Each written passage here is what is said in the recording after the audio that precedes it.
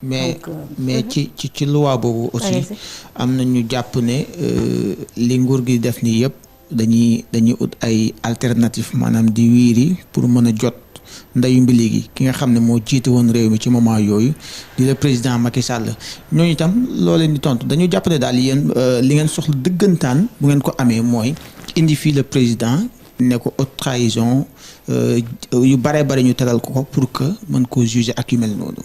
mais nañ ko jàpp ils peuvent le penser on ne s'en cache pas. damay laaj wax mais oui mais il faut même pas que aussi suñu toogee ñuy wiiri autour du pot. man je le ferai pas. Ok. Et c'est ma vérité à moi. Et peut-être une vérité que beaucoup de Sénégalais partagent. Ce qui s'est passé de 2021 voire même avant jusqu'à 2024, la principale responsabilité engagée dans cette affaire, c'est le président Macky Sall. On n'a pas besoin de subterfuge, on n'a pas besoin de tourner autour du pot, c'est lui qui est responsable. Tey suñu mënee mën a équiper des gens avec des armes lourdes ba ñu rey ay nit, la responsabilité est engagée parce que il est garant de notre sécurité. Tey suñu mënee détourner énormément de flux financiers, suñu mënee am tout ce que nous avons vécu au Sénégal ces dernières années, mais la principale responsabilité c'est la responsabilité du chef d'État. Ça que les gens le disent, hein. Nous, on ne s'en cache pas. Man, je ne m'en cache pas en tout cas. Et je pense que beaucoup de Sénégalais aujourd'hui prennent pour responsable Macky Sall. C'est lui le responsable. Et j'espère que très très bientôt les faits yi nga xam ne tey ñu ngi koy waxtaanee nii. di cibler quelques personnes 2 ou 3 dinañ leeral lépp teg ko parce que les Sénégalais nous attendent nag sur cette question. Et pour moi c'est lui le responsable. On n'a pas besoin de tourner autour du pot, c'est lui. mais moom est-ce que mën nañ koo topp parce que am na benn immunité bu ko wër en tant que chef d'État benn mbir rek lañ ko mën a toppee mooy haute trahison. te foog naa ni yéen ni ngeen koy interpréter est-ce que justice mën na ko gisee noonu quand même. mais justice moom mooy def son travail.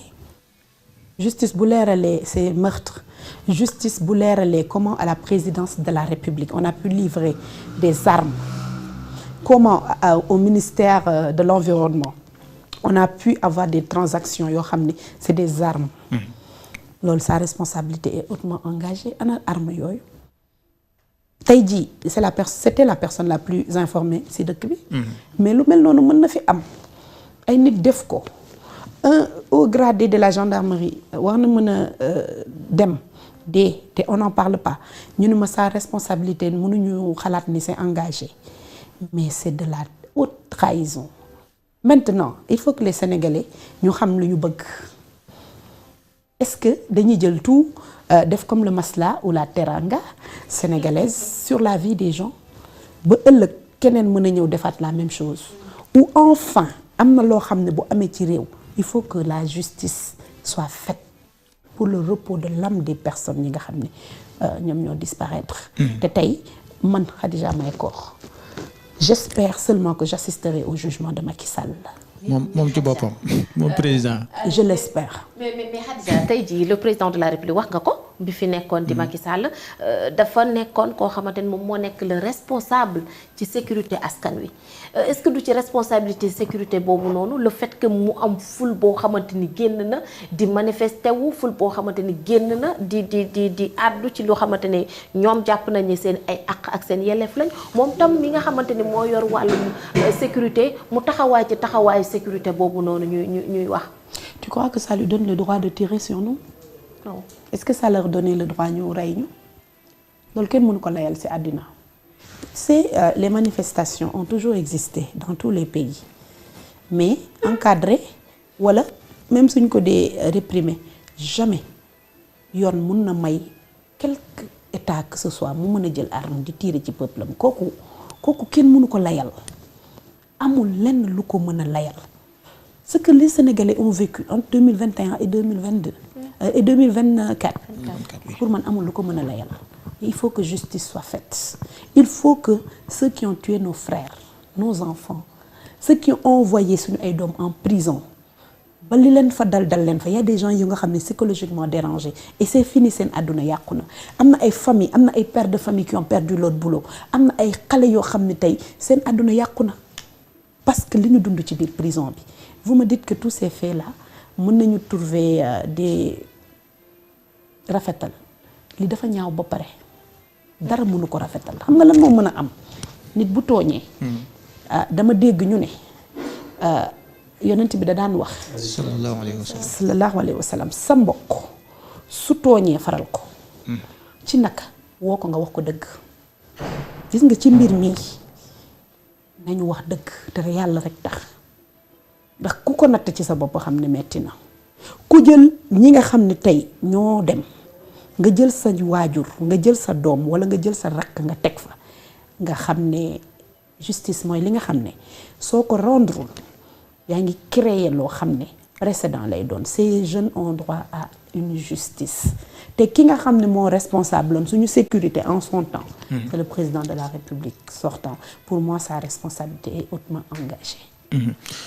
léegi est-ce que jàppoo leen itam président de la République bii fi nekk tey di Bassirou Diomaye Faye ëllëg du ngeen ko exposé bu ñu demee ba ñi mën nañu juger président Macky Sall ba teg ko juger ko loolu jàll ëllëg itam moom itam est-ce que jàppul leen ni mën nañ koo topp moom itam. Encore une fois moi je suis très conséquent en li may wax et assumé ko. Nul n'est au-dessus de la loi.